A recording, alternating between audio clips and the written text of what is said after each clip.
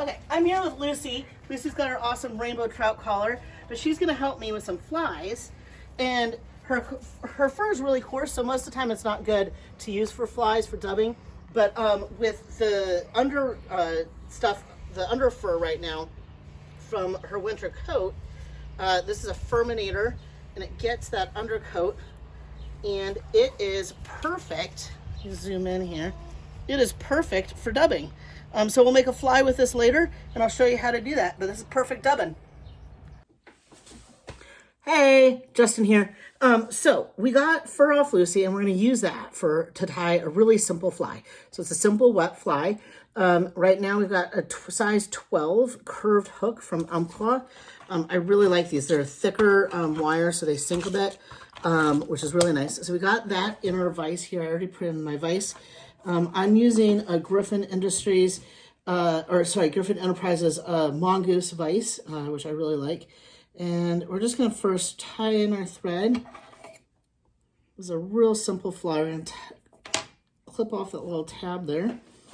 And then we're just going to go back until we get to our hook. And then we're going to come forward. Just want to cover that hook. And then I'm coming down here about a quarter of the way down my hook. And I'm going to grab some Lucy fur. So here's our Lucy fur. And it came right off the dog. And we need some wax. So first thing we're going to do is we're just going to wax up just a little bit of wax. I always put a lot, especially with the Lucy fur. It seems to work well with a bit more wax on it. Okay, so we got our wax on there. Got a bit of Lucy fur. We don't really need that much. We want the fur to be a little wild. So unlike dubbing that you buy, the Lucy fur dubbing, I should start selling Lucy fur dubbing. Lucy fur dubbing, we want to be a little bit wild, like Lucy. Okay, so then do a couple ties, and then I just kind of spin it back on there. And so just building up a little ball of dubbing. And then there's some wild, just gets a little wild, it's okay. So then I do a couple wraps to really sink it in there. And you can trim off, depending on how much wildness you want. I like to trim up my dubbing before I put my feather on. So I want it a little wild, I don't want it a little buggy. So that's your goal, is that you want it a little bit buggy. So we got that. So then I've got a partridge feather here.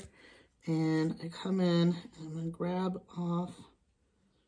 Let's see, it's a wet fly, so we're going to grab our feather, pick this one, and then we're going to pull off the under feather.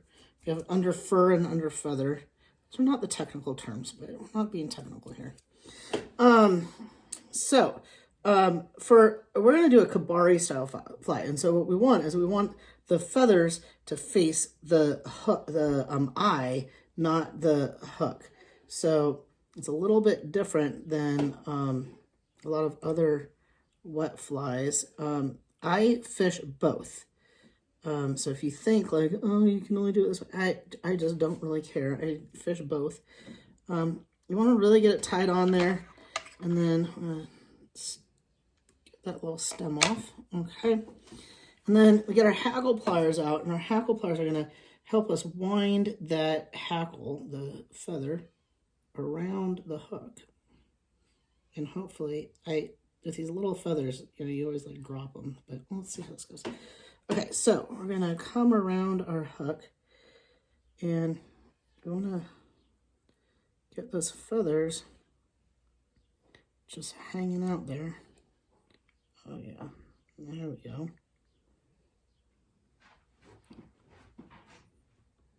It's a beautiful feather with a lot of variation. Okay, so now here we are. We've got our feathers hanging out. And then I pull them back because I need to tie this feather in. And then we're done. It's that simple. So I hang my hackle pliers down and then come in with my thread, do 3 wraps, pull my hackle pliers off.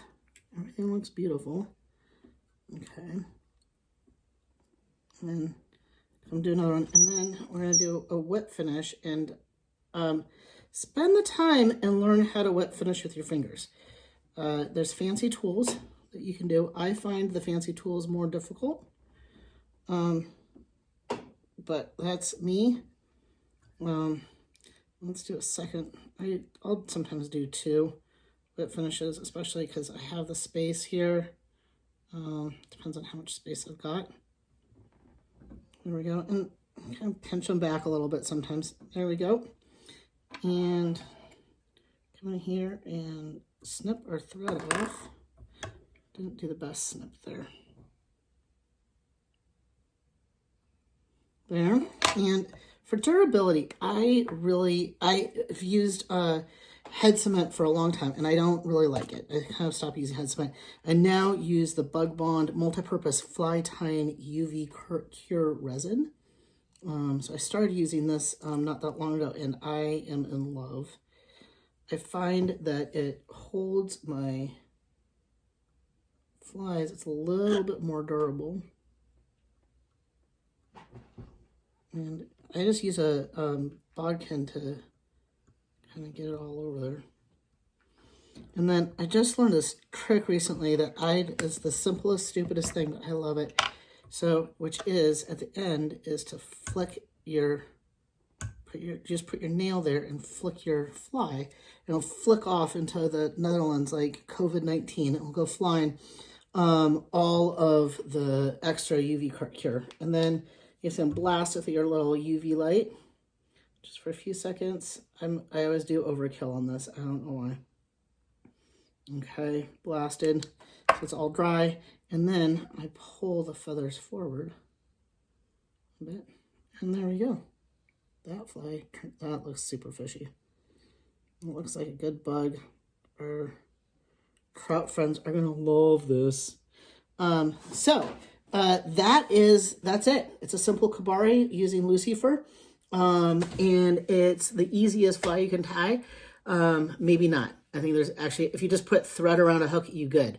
But if you're going to use something else, this is the easiest thing you can do. And you can do it with things that you just even find in the yard. You can use some little feather you find. You don't need to get some special feather or anything like that. You can use your dog fur. You don't need the fancy, 140 thread. I like it, but that's because I tie flies all the time. So you can just use whatever you want and hook this up to a line, go catch some fish. I'll keep posting more fly tying videos of simple flies that you can do at home. And so stay tuned and keep looking here. Thanks a lot.